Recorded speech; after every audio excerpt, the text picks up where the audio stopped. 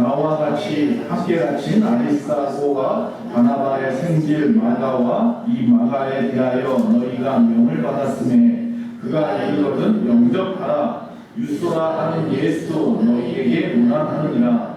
그들은 할레파이나 이들만은 하나님의 나라를 위하여 함께 역사하는 자들이니 이런 사람들이 나의 위로가 되었느니라. 그리스도 예수의 종인 너희에게서 온 에브라가 너희에게 문안하느니라. 그가 항상 너희를 위하여 애써 기도하여 너희로 하나님의 모든 뜻 가운데서 완전하고 확신 있게 서기를 구하노니 내가 너희와 라오디게아에 있는 자들과 히에라볼리에 있는 자들을 위하여 많이 수고하는 것을 내가 선언한다. 앞에서 읽었던 고린도후서 6장 말씀으로 이와 비슷한 말씀을 한 4, 5년 전에 한번 전했던 기억이 나는데 오늘은 골로새서에서 좀 보려고 합니다. 자, 골로새서는 바울이 썼다고 하죠. 바울의 옥중서신 중에 하나요. 에골피피, 에베소서, 골로새서, 빌레몬서, 빌립보서. 네 권의 그 바울의 옥중서신 중에서 골로새서가 있죠. 이 바울이 로마에 2년간 1차 감금이 되었어요. 그때 쓴 게 이 골로새서입니다. 그 1차 감금 후에 다시 잠깐 풀렸다가 다시 2차 감금되고 그리고 나서 순교하죠. 자, 그때의 소아시아, 터키 지방에 있는 그쪽 지금 튀르키아라고 하죠. 이 튀르키아에 있는 그 소아시아 중앙에 한 중앙에 내륙 지방에 있는 교회가 골로새 교회입니다. 그 설립자는 그럼 누구냐? 바울이냐? 아니요, 에바브라라고 하는 사람이에요. 이 에바브라라고 하는 사람의 보고에 의해서 바울이 쓴 편지가 골로새 보내는 골로새서인 거예요. 그가 편지 가운데 그가 와서 보고한 내용 중에 어떤 내용이 있느냐면 첫째는 이단 사상에 대한 이야기를 하고 있어요. 그 골로새 교회에 무엇이 들어왔느냐면 거짓된 것들이 들어왔는데 영지주의가 들어오고 영과 또한 육을 분리해서 선한 것과 악한 것이라 이야기하는 또 그리고 천사를 숭배하는 자들이 들어왔어요. 또 어떤 사람들이 있느냐면 거짓 사수를 갖다가 베푸는 자가 있어요. 다시 말하면 이 사람들은 금욕주의자라든지 거짓된 세상 철학을 갖다가 신앙 안에 접목시키려고 하는 그런 사람들이 들어왔어요. 그리고 정통 유대인들이 있어요. 이 정통 유대인들이 끊임없이 와서 뭐라고 해요? 할례 받지 않으면 구원이 없다는 식으로 이야기하기도 하고 말이죠. 정말 예수가 메시아 맞느냐고 이야기하기도 하고 말이죠. 여러 가지 모습으로 교회 안에 시끄럽게 하는 자들이 들어왔다는 거예요. 그래서 여러 가지 상황들이 어지러워요. 자, 그 이야기를 에바브라라고 하는 사람을 통해서 바울이 들었어요. 바울의 입장이 돼보세요. 바울이 지금 잡혔단 말이에요. 몸을 갖다 마음대로 자유롭게 움직일 수 있으면 가서 직접 설교도 하고 가르치기도 할 텐데 그럴 수 없는 상황이잖아요. 그래서 편지를 보내는 거예요. 그 골로새 교회에다 보내는 편지에는 먼저 칭찬이 먼저 들어가죠. 어떤 칭찬이 있냐면 바른 믿음, 형제의 사랑, 하늘 소망을 품은 교회 이렇게 말합니다. 그러니까 교회 안에 이 거짓된 것들이 들어오기 전에 그들은 바른 믿음이었고 그들은 서로 형제간에 사랑이 넘치는 교회였고 그리고 하늘에 대한 소망을 품고 사는 사람들이었던 거예요. 그렇게 칭찬한 바울은 그리고 분명하게 이야기합니다. 모든 믿음의 대상은 누구이신가? 누구예요? 예수님이죠. 그건 절대 변하지 않는다. 그래서 그가 이야기하는 만물의 주인이 되시고 생명 되시는 예수 그리스도만을 믿어라. 그리고 그분 안에서 새 생명을 얻고 새로운 생활을 시작하라 라는 내용이 바로 골로새서 앞부분에 나와요. 자, 그리고 난 다음에 이야기합니다. 위의 것을 생각하고 땅의 것을 생각하지 말라. 그리고 옛사람은 벗어버리고 새사람을 입으라 라는 등의 내용이었어요. 자, 그리고 난 다음에 마지막 오늘 우리가 읽었던 이 부분 원래 7절부터인데 3장에 나와 있는 4장에 나와 있는 7절부터 이 말씀이 바로 마지막 안부 끝인사로 이 편지를 마치고 있는 거예요. 근데 바울은 항상 이 편지를 쓰면서 첫 부분 인사하는 부분이나 마지막 마치는 인사하는 부분에 여러 사람의 이름을 쓰죠. 보통 보내는 곳에 있는 사람들의 이름은 앞에 부분에다 보통 쓰고 마지막 뒷부분에다가는 이제 자기가 생각하는 여러 사람들 자기와 함께 있는 사람들 이런 사람들 갖다 올리죠. 그래서 같이 안부를 전하는 겁니다. 지금처럼 뭐 인터넷이 발달하고 핸드폰이 있고 그러면 좋겠지만 그런 시대가 아니니까 편지 보낼 때 이왕 보낼 때 여러 가지 안부도 묻고 여러 가지 또 인사도 하고 그러는 거예요. 자, 그래서 이 특별히 골로새서에 나와 있는 이 마지막 부분을 통해서 한 두 가지만 특징이 있는 첫째는 뭐냐면 이 서신은 회람서신이라고 하는 거예요. 회람서신이라고 말하는 것은 쉽게 이야기하면 16절의 말씀에 보면 골로새 교회뿐만 아니라 라오디게아 교회와 서로 돌려가면서 읽으라고 그래요. 그러니까 이 편지는 골로새서이기는 하지만 골로새 교회뿐만 아니라 그 주변에 있는 교회들에게도 보내서 같이 읽으라. 자, 성경에 보면 이 라오디게아 교회가 어떤 교회입니까? 어디에 나오니까 라오디게아 교회가 요한계시록에 나와요. 요한계시록의 편지를 7교회에다가 보내잖아요. 그 7교회 중에서 한 교회가 라오디게아 교회죠. 제가 또 그렇게 말씀 앞에 가서 읽으라고 했죠. 에서보두 사빌라, 에베소 교회부터 마지막 라오디게아 교회까지 에서보두 사빌라 7교회가 다 되죠. 그 마지막 부분에 나오는 라오디게아 교회. 근데 라오디게아 교회라는 그 사대교회의 특징이 뭐예요? 칭찬을 하나도 못 받고 책망만 받은 교회예요. 이 성경 말씀 다시 말씀 제가 보면 편지, 이 골로새서라고 하는 편지를 같이 서로 돌려가면서 읽으라고 했는데 골로새 교회는 칭찬을 많이 받아요. 그 이후에. 그런데 이 라오디게아 교회는 요한계시록에 보니까 칭찬받지 못해요. 덥든지 차든지 하라고 하잖아요. 내쳐버리겠다고 하잖아요. 그런 교회가 라오디게아 교회예요. 그러니까 이 편지의 말씀을 갖다가 제대로 읽었거나 아니면 읽지 않았거나 아니면 읽었더라도 잘못되게 읽었거나 뭐 여러 가지 이유가 있겠죠. 여러분 마찬가지예요. 동일한 말씀을 듣는데 어떤 사람은 신앙이 쑥쑥 자라요. 성령 충만해요. 은혜 받고 눈물을 흘리고 주여 기도합니다. 그런데 어떤 사람은 냉랭해요. 차디차죠. 튕겨져 나가요.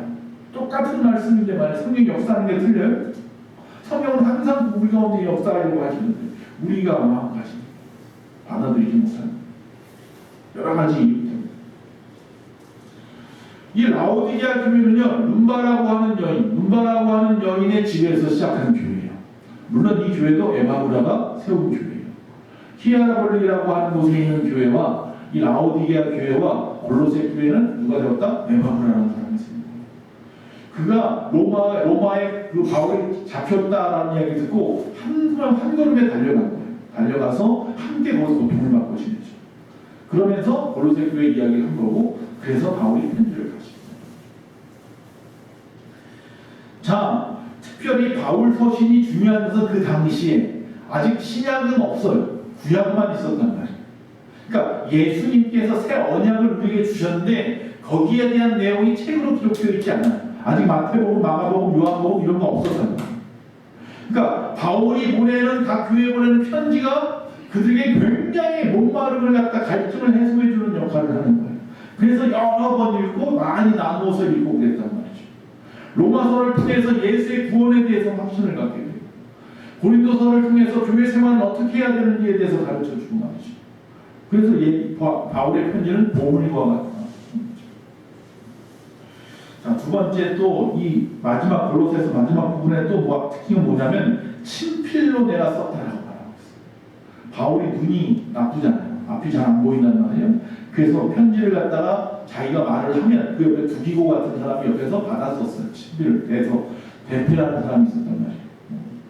그런데 여기를 보니까 친필로 썼다고 해요. 그럼 전부 다 친필로 썼느냐? 사실 그건 아니고요. 이 뒤에 부분 끝 인사 부분만 자기가 직접 쓰는 거예요. 왜 이렇게 하냐면 당시에 가짜 서신이 막 남발해요. 바울의 이름을 빌려가지고. 그래서 마지막에 사인 것 같은 거예요. 증거물을 남기는 거예요. 이게 바울이 진짜 썼다는 걸 알리기 위해서 직접 자기의 글씨체를 갖다 집어넣는 거죠. 자, 이제 그 끝 인사 부분을 보는 거예요. 자, 끝 인사 부분을 지금 우리가 10절부터 읽었는데 쭉 보면 마지막까지 다 보면 굉장히 많은 사람의 이름이 나오죠. 숫자를 아직 안 세봤는데 예배 전에 세보려고 했는데 안 세봤네요. 이 증상이라 생각해봤어요. 나중에 한번 세보세요. 몇 명이나 나오는지 아주 많이 나와요. 근데 이 중에 특히 둘로 나눌 수 있는데 하나는 뭐냐면 여러분이 잘 알고 있는 사람의 이름도 나오고요. 여러분이 처음 들어보는 것 같은 사람의 이름도 나온다는 거예요. 우리가 읽은 부분을 통해서 볼 수 있는 것은 여러분이 잘 아는 이름이 뭐가 나올까요? 바나바의 생질 마가가 나와요. 그렇죠? 또 뒤에 부분에 보면 우리 읽지 않았는데 읽은 그 다음 절에 보니까 누가 보고 쓴 사람이 누가 사도행전을 쓴 사람이 누가잖아요. 이 바울의 주치 의사잖아요. 바울 쫓아다니면서 바울을 도와주고 끝까지 아무리 힘들고 어려도 끝까지 바울을 떠나지 않았던 사람이 누가이잖아요. 그리고 나중에 바울이 죽거나 순교한 다음에 홀로 이스라엘로 들어와서 예루살렘과 갈릴리 지방을 다니면서 그 지역의 예수님의 행적을 쫓아가면서 그것을 갖다 적어낸 것이 누가복음이라는 말이죠. 자, 그래서 이 누가복음을 통해서 우리는 예수님이 실존하는 하나님의 메시아가 이 땅에 오셨고 그분이 어떻게 하셨는지 정확하게 알 수 있는 증거물이 되는 거죠. 자, 마가는 어떤 사람입니까? 이 마가의 별명이 큰 망치라고. 그래서 그 예수님의 제자들을 비롯해서 바울이라든지 마가라든지 이런 사람들의 보통 이 유럽의 성당들 보면 그 성당에 그 사람들이 그림을 갖다 이렇게 뭐 고딕이나 여러 가지 이유로 뭐 모자이크라든지 여러 가지 해서 그림을 그리든지 붙여놓든지 아니면 뭐 석고상처럼 만들어 놓기도 하잖아요. 그럼 각 사람마다 특징하는 것들이 다 있어요. 어떤 사람은 십자가 X자 십자가이기도 하고 어떤 사람은 칼이기도 하고 어떤 사람은 망치이기도 하고 어떤 사람은 조개이기도 하고 여러 종류의 것들이 있어요. 그것을 통해서 어떤 사도를 이야기하는 것을 대충 알 수 있어요. 그래서 이 마가 같은 경우는 망치인데, 자, 이 마가라고 하는 사람의 원래 이름은 요한이에요. 마가라는 요한이라고 하죠. 마가는 로마식 이름이에요. 그리고 이 말은 은혜를 받은 자, 은혜를 입은 자라는 뜻인데, 우리가 이 마가 하면 여러분 어떤 생각을 하십니까? 누구라고 생각하십니까? 제가 유명하다고 했으니까 여러분 많이 안다고 하십니까? 그냥 그저 마가복음 쓴 사람 정도로만 아십니까? 그렇지는 않을 겁니다. 우리가 문화주간을 보냈으면 아실 거죠. 겟세마네에서 예수님을 잡아갈 때 버슴목으로 도망갔던 사람이 마가였죠. 여러분이 계속 말하는 마가의 다락방, 마가의 다락방 하는 그 마가의 다락방이 마가의 다락방이 그 마가죠. 바울이 1차 전도, 2차 전도, 3차 전도 여행을 할 때 1차 전도 여행할 때 누구랑 했어요? 바나바와 했죠. 혼자 다소에 있을 때 그를 갖다가 끄집어내서 세상 가운데 드러낸 사람이 바나바잖아요. 바나바는 자신의 모든 재산을 하나님 앞에 바침으로 초대교회 때 칭찬받았던 사람이고 많은 사람을 위로했던 사람이고 그게 바나바죠. 그래서 바나바 입에는 침이 있단 말이에요. 말하는 것에. 그래서 바나바가 안디옥의 교회가 자생하여서 크고 있다는 얘기를 듣고 바울을 갖다가 데리고 와서 같이 가서 안디옥 교회를 시작했죠. 담임 목사님, 부목사님. 근데 하나님께서 그들을 세상으로 보내시죠. 그래서 제비를 뽑았는데 바나바하고 바울이 뽑혀서 둘이 떠난 거예요. 담임 목사하고 부목사가 교회 나누고 떠난 거예요. 그래서 1차, 2차, 3차 전도를 할 때 1차 전도에 때 바울과 바나바 둘이 가기가 좀 뭐 있는지 바나바가 나한테 조카가 있다. 너도 알 거야. 그런 소개했는데 그게 바로 마가였죠. 그렇게 해서 같이 떠났는데 어떻게 합니까? 떠났다가 조금 있다가 얼마 가지도 않았어요. 몇 군데 들지도 않았는데 너무 힘드니까. 왜? 바울이 막 돌에 맞아 죽을 뻔하기도 하고 막 그러잖아요. 도망가기도 하고. 근데 자기가 생각했던 환상이 다 깨져버린 거예요. 그러니까 충격을 받고 도망갔죠. 그 2차 전도회를 갖다 다시 시작하려고 하는데 어떻게 합니까? 바울하고 바나바가 부딪혔어요. 바나바는 마가가 회개했으니까 데려가자. 바울은 언제 또 그럴지 몰라. 못 데려가. 그래서 결국 둘이 나눠지죠. 그래서 바나바는 자기의 조카인 마가를 데리고 자신들의 고향인 우리 말하면 제주도 같은 지중해에 떠있는 부브로라고 하는 섬에 가서 복음을 전하고 바울은 새로운 사람을 데리고 오죠. 새로운 사람, 신라라고 하는 사람. 신라라고 하는 사람과 함께 뭐 했었냐면 그 예루살렘 총회, 예루살렘 교회에서 할례를 받아야 구원을 받는 것이냐라고 하는 문제를 가지고 이야기를 토론을 하고 결국 결론은 할례를 안 받아도 믿음으로 구원받는 것이라고 하는 확신을 가지고 그 편지를 이방 교회에다 전달할 때에 바울이 함께 떠났던 사람이 신라예요. 그러고 보니까 신라가 쓸만해, 믿음직한 사람이야, 신앙도 좋고. 그래서 2차 전도여행을 누구랑 하기 시작해요? 바울과 신라가 같이 떠나는 거죠. 빌립보 감옥에 같이 기도하고 그러잖아요. 그러면서 흩어졌던 사람이 마가예요. 그런데 마가가 부부로에서 바나바하고 열심을 다해서 복음을 전하는 변화된 거죠. 그 나중에 바울이 누구를 피업해요? 마가를 다시 불러와라. 그러니까 바나바가 죽을 때까지 마가가 옆에 있었고, 그리고 난 다음에 바울이 죽고 난 다음에 이제 누가 다시 로마로 왔냐면 베드로가 왔죠. 베드로 옆에서 로마 통역을 하죠. 마가가 통역을 합니다. 그러면서 도와주면서 베드로에게 이야기를 듣고 자기가 직접 목격하기도 했고, 이 마가는 70인의 제자 중에 한 사람이라고 늘 이야기를 해요. 12 제자 중에 속하지 않았지만 그래서 이 마가는 자기가 직접 본 것도 있고 아는 것도 있죠. 거기다가 베드로를 통해서 또 들은 것도 있고 그걸 다 적은 게 뭐예요? 마가복음인 거죠. 마가는 그 이후에 베드로가 역시 마찬가지로 십자가에 거꾸로 못 박혀 죽었다고 그랬잖아요. 그렇게 순교를 하고 난 다음에 어디로 가느냐면 이집트로 내려오죠. 근데 이집트에 내려와서 알렉산드리아라고 하는 곳에서 복음을 전하고 교회를 세워요. 그리고 거기서 이교도들에 의해서 폭도들에 의해서 순교를 당하게 되죠. 그렇게 해서 죽었어요. 그러고 난 다음에 9세기쯤에 어떤 일이 벌어지냐면 9세기쯤에 베니스 상인이라고도 보통 이야기하죠. 베니스에 있는 로마에 있는 그 이태리에 있는 베네치아 상인들이 알렉산드리아하고 교류를 하다가 거기에 마가의 무덤이 있다는 걸 알았어요. 그래서 마가의 그 시신을 갖다 주고를 갖다 해가지고 어떻게 합니까? 그것을 갖다가 자기가 그 돼지고기라든지 이런 여러 가지 고기들 갖다 나르는 그런 그 무역하는 사람이니까 거기다 같이 집어넣어가지고 숨겨서 가지고 갔대죠. 그래서 베니스에 가면 산 마르코 광장이라고 해서 뭐 영화나 뭐 여러분 뭐 여행 가는 프로그램으로 나올 거예요. 섬이잖아요. 바닷가에 있는 그 섬처럼 생겨놓은 사람이 직접 만든 그 마을에 큰 광장이 그들이 엄청 많더라고요. 그 광장 앞에 산마르코라고 하는 성당이 하나 있는데 거기다 안치하죠. 나가요.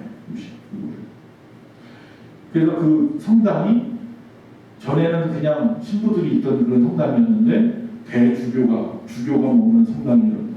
그렇게 해서 성당이 업그레이드 되고 있어요. 그런 일들이 있어요. 마가에 대한 그 역사를 보면 아주 뭐 굉장히 스펙타클하고 그런 이야기들이 많아요. 자, 마가는 그런 사람이에요. 유명하다고 하니 여러분들이 알만한 사람이라 그렇게 말씀 좀 나눠봤고요. 그러니까 무명한 사람들이 나오고 잘 모르는 사람 한번 보세요. 누구가 모르겠어요. 아리스다고 아십니까? 유스도라 하는 예수 아십니까?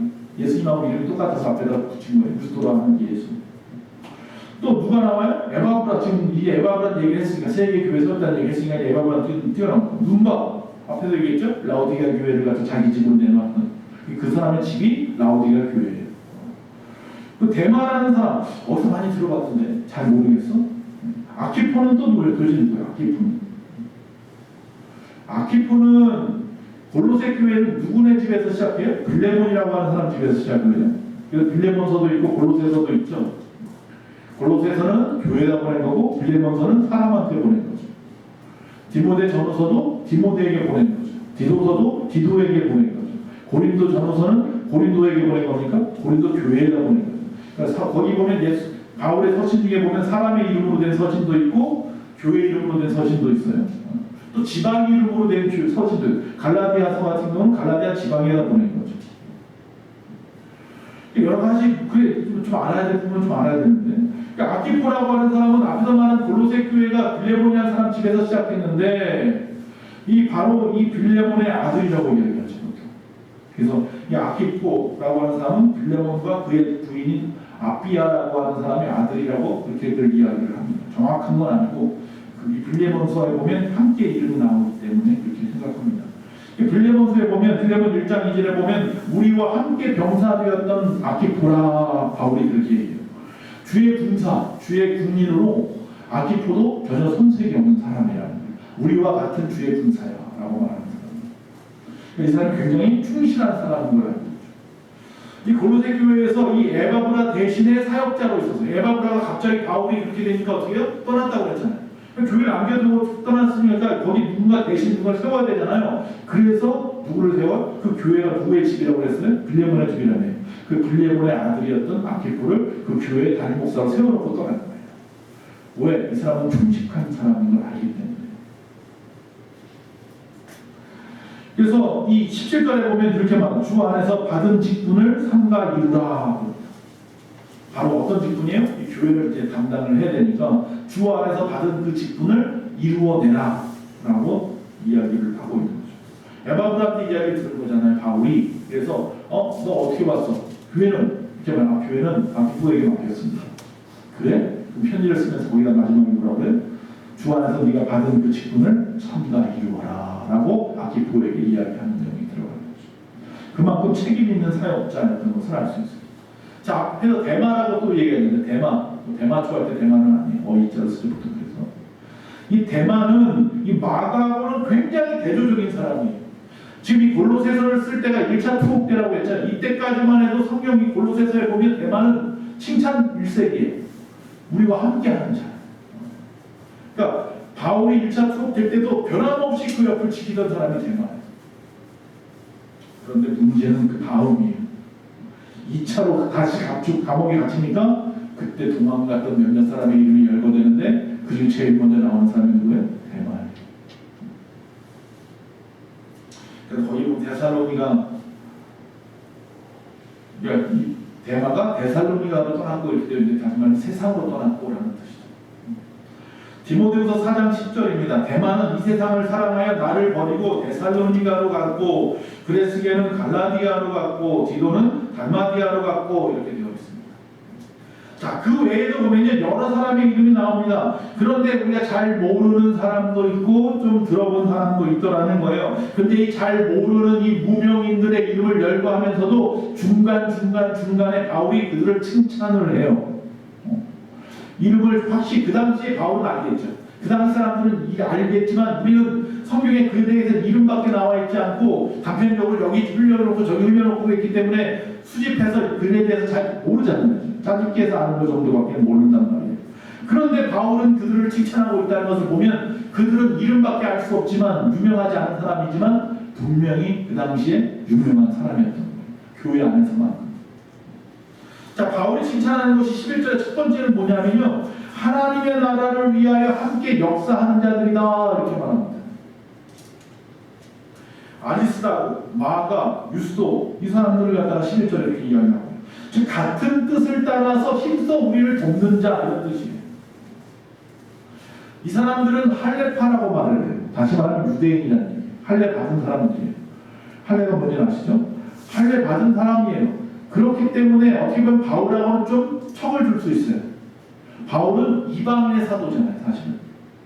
물론 바울도 유대인임에도 불구하고 바울이 복음을 전하는데 왜 정통 유대인들이 바울을 잘 안 따랐느냐 하면 바울이 무슨 예수님의 제자냐는 거죠. 첫째, 예수님이 12인에 속하지 않잖아요. 나중에 다메섹에 가다가 예수님이 직접 그에게 나타나셔서 그에게 말씀하신 거죠. 부활하신 다음에, 승천하신 다음에.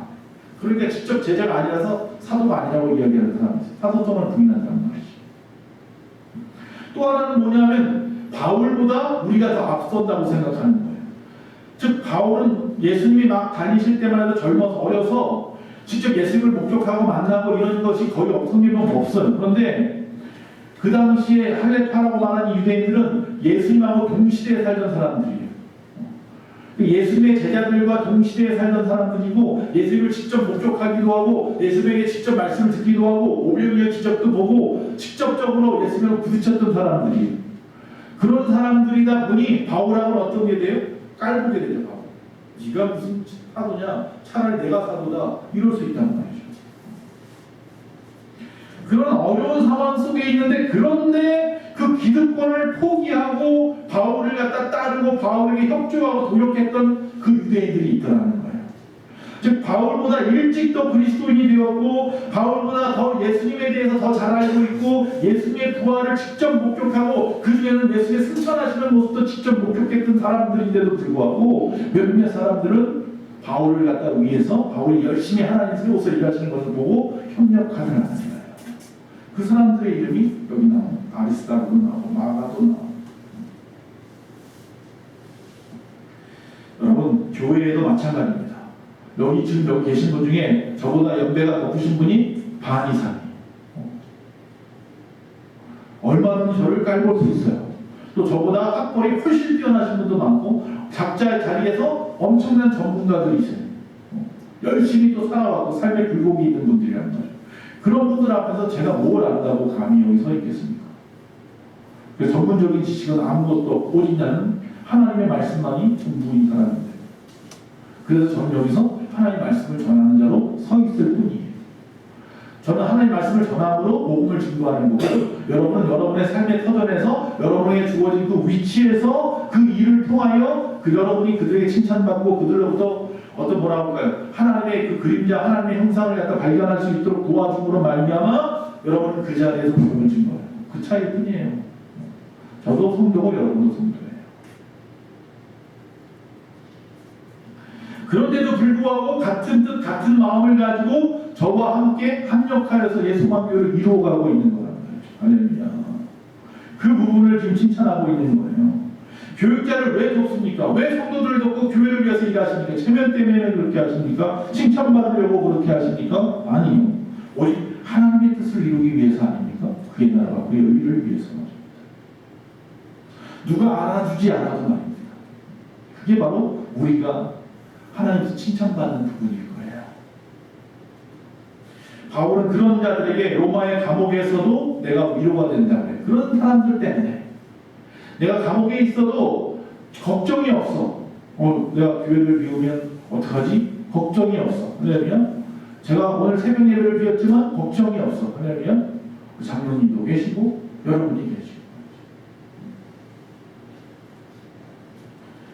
이처럼 여러분을 생각할 때마다 저는 목사로서 또 여러분 나름대로 아무개 성도를 바라볼 때마다 위로가 되는 성도가 되시기 바랍니다. 비록 그분 이름이 뭐더라? 그분 성함이 그분 집사님이었나? 박사님이었나? 그런 거 몰라도 괜찮아요. 그런 거 잘 몰라도. 두 번째 또 칭찬하는 게 있어요. 이 무명인들을 갖다 이 바울이 또 뭐라고 칭찬하면 항상 기도에 힘쓰는 자들이다. 12절에 이야기를 해요. 할렐루야. 하나님의 뜻을 아는 방법 두 가지 말씀드립니다. 뭐예요? 말씀과 기도예요. 말씀과 기도를 통해서 하나님의 뜻을 발견할 수 있단 말이죠. 그런데 마틴 루터가 이야기합니다. 기도 없이 사는 하루는 신앙 없이 살아가는 하루다. 사무엘이 말을 합니다. 기도 쉬는 죄를 범하지 말아라. 예수님은 겟세마나에서 기도하심으로 우리의 기도의 모범을 보여주셨고 주기도문을 갖다 통해서 우리에게 기도를 이렇게 하라 가르쳐 주시기까지 했어요. 이처럼 기도는 우리에게 하나님의 것, 신령한 것, 땅에 기름진 것까지도 모든 것을 받을 수 있는 큰 복의 풍성인 줄로 믿습니다. 기도는 불안과 초조와 두려움 같은 것을 물리쳐버리고 오히려 평온과 기쁨과 여유와 감사를 내게 가져옵니다. 베드로와 바울의 기도가 초대교회를 세웠습니다. 이 교회를 이 땅에 만들게 하셨습니다. 어거스틴의 기도가 로마를 정복했고 루터와 칼빈의 기도가 이 땅에 개신교를 만들었습니다. 웨슬리와 무디의 교회 그 기도가 이 교회들을 부흥시켰습니다. 그리고 여러분의 기도가 이 땅에 예수만 교회를 든든히 세워가는 줄로 믿습니다. 세 번째 13절에 보니까 사랑으로 봉사하는 생활을 하는 교회예요. 할렐루야. 나를 위해 살기도 바쁜데 남을 위해 살 수 있는 것. 이것은 뭐예요? 사랑의 힘인 줄로 믿습니다. 자, 이 에바브라에게 바울은 뭐라고 표현을 하냐면 그리스도 예수의 종 에바브라라고 이야기를 해요.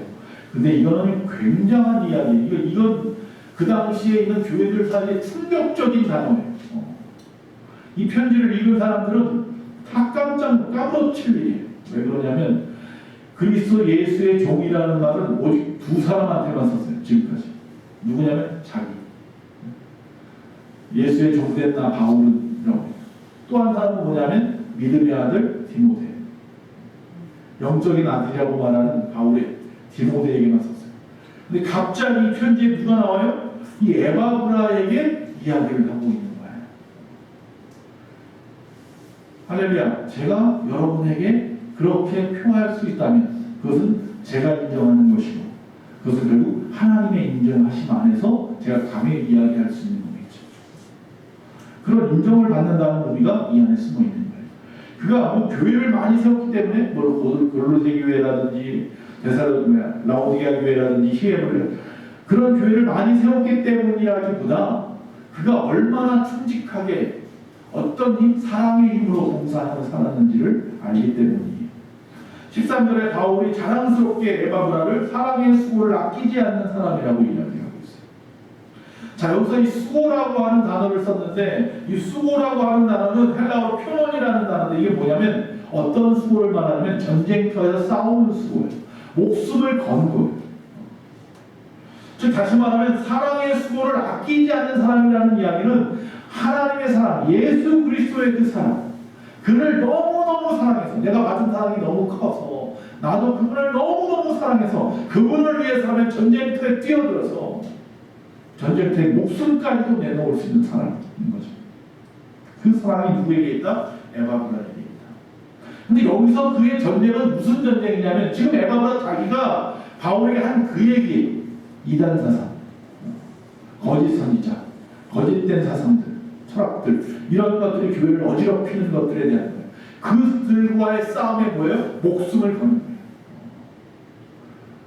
신천지가 교회에 들어오고 하나님의 교회가 막 우후죽순처럼 세워지고 주변에 많은 잘못된 구원파들이 막 사람들을 갖다 혼동스럽게 만들고 수많은 막 기적을 일으킨다고 하면 표적을 일으킨다는 그 예수님 같은 그런 데도 있고 저기 그 어딘가에 보면 귀신론 하는 사람들도 있고 이런 모든 사람들 보면 답답하잖아.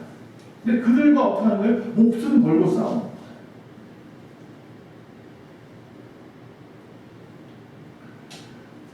그 현대종교는 탕명환 전 후단이 이단들하고 싸우다가 결국은 뭐예요? 평화교회인가요? 지금 이름 바꿔가지고 거기 있던 그 박광계라고 하는 그 이단의 운전지사 그분한테 죽잖아요. 목숨 걸고 이단과 싸우다가 목숨을 잃으신 분이 있어요.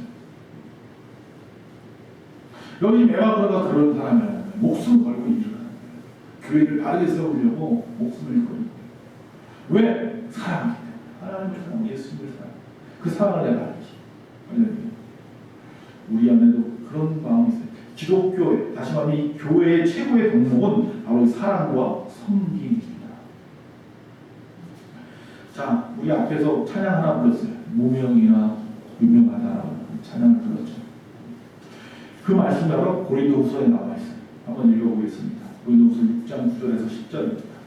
무명한 자 같으나 유명한 자, 죽은 자 같으나 보라 우리가 살아있고 징계를 받는 자 같으나 죽임을 당하지 아니하고 근심하는 자 같으나 항상 기뻐하고 가난한 자 같으나 많은 사람을 부유하게 하고 아무것도 없는 자 같으나 모든 것을 가진 자다. 누가? 할렐루야. 저와 여러분. 세상 사람이 난 몰라도 그런 거 흔들리지 마세요. 하늘에 유명한 자예요. 세상에서 많은 사람이 스타가 되려고 해요. 세상에서 유명해지려고 해요. 여러분 세상에서 스타가 되지를 못했는지 모르지만 여러분 이미 하늘의 스타인 줄로 믿습니다. 성경이 이렇게 말을 하는데 한번 읽어볼까요? 다니엘서 12장 3절입니다. 지혜 있는 자는 궁창의 빛과 같이 빛날 것이요 많은 사람을 옳은 대로 돌아오게 한 자는 뭐가 같이 된다? 별과 같이 영원토록 빛나리라. 마지막 때의 마지막. 할렐루야. 저와 여러분은 별과 같이 빛나는 스타.